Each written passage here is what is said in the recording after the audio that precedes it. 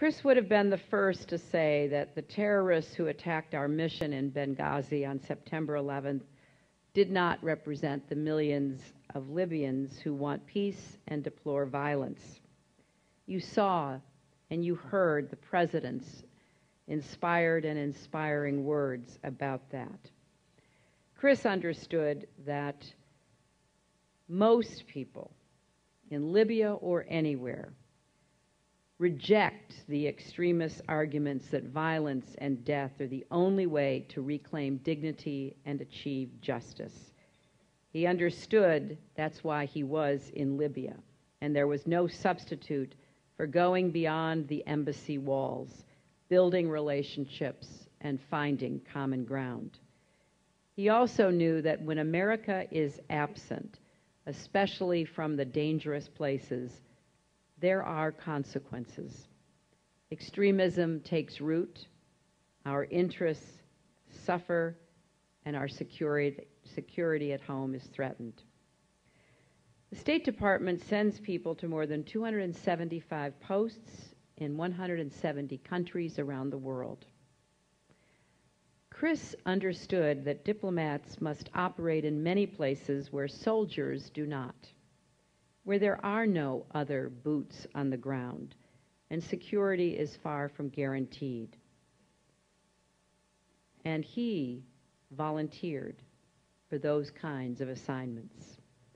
He understood that we will never prevent every act of terrorism or achieve perfect security in this world, and that our diplomats cannot work in bunkers and do their jobs, that we inevitably must accept a level of risk to protect our country, the country we love, and to advance our interests and values.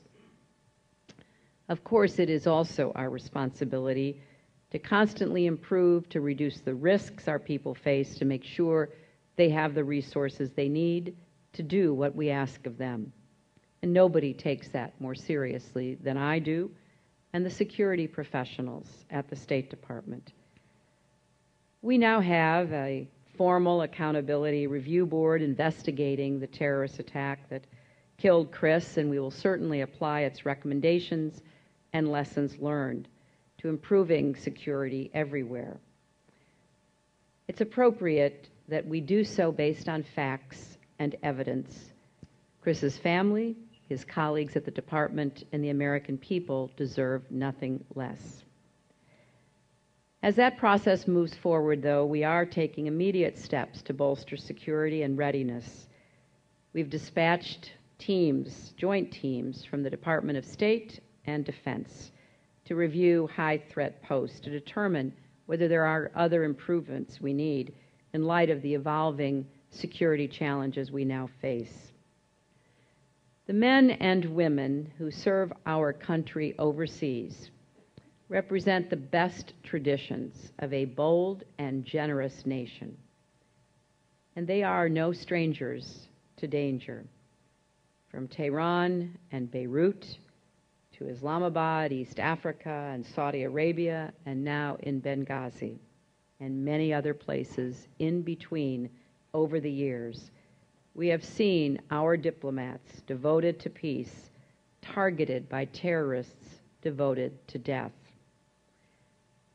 But we cannot, indeed we must not be intimidated. We have to remain focused and clear in our vision of the kind of world we seek to build.